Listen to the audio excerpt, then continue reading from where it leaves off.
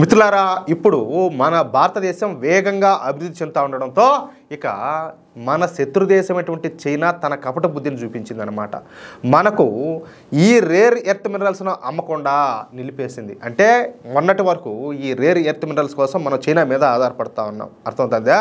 అంతే. ఇక చైనా యొక్క నిర్ణయంతో మన భారత ప్రభుత్వానికి ఏం చేయాలో దిక్కుదోచలా. ఇక వెంటనే మోడీ ప్రభుత్వం మన దేశంలో ఉన్నటువంటి వివిధ రకాల గనులలో ఈ రేర్ ఎర్త్ మినరల్స్ కోసం తవ్వకాలను ప్రారంభించింది. అందుకు సంబంధించినటువంటి టెక్నాలజీలు కూడా మనమే అభివృద్ధి చేసుకొని ఈ గనుల తవ్వకాలను మోడీ ప్రభుత్వం అయితే ప్రారంభించింది. అంతే. ఇప్పుడిప్పుడే మన దేశంలో కూడా ఈ రేర్ ఎర్త్ మినరల్స్ బయటపడడం ప్రారంభమైనాయి. మొట్టమొదటగా మన తెలంగాణలోని రామగుండం గనులలో స్కాండియం వెలుగులోకి వచ్చింది. అంతే. ఇక దేశంలోని అన్ని గనులపైన మోడీ ప్రభుత్వం దృష్టి పెట్టింది. ఇక ఒక్కొక్క గని నుంచి ఒక్కొక్క రేర్ ఎర్త్ మినరల్స్ దొరకడం ప్రారంభమైనాయి. ఇక ఈ రేర్ ఎర్త్ మినరల్స్ మొత్తాన్ని కూడా పూర్తిగా కేంద్ర ప్రభుత్వమే స్వాధీనం చేసుకొని వాటిని దేశంలోని హెవీ ఇండస్ట్రీస్కు అలాగే రక్షణ పరికరాల తయారీ సంస్థలకు అందజేస్తారు. అంటే ఇప్పుడు ఈ రేర్ ఎర్త్ మినరల్స్ కోసం మనం చాలా వరకు చైనా మీద ఆధారపడే అగత్యం అయితే తప్పిందనమాట. అది విషయం.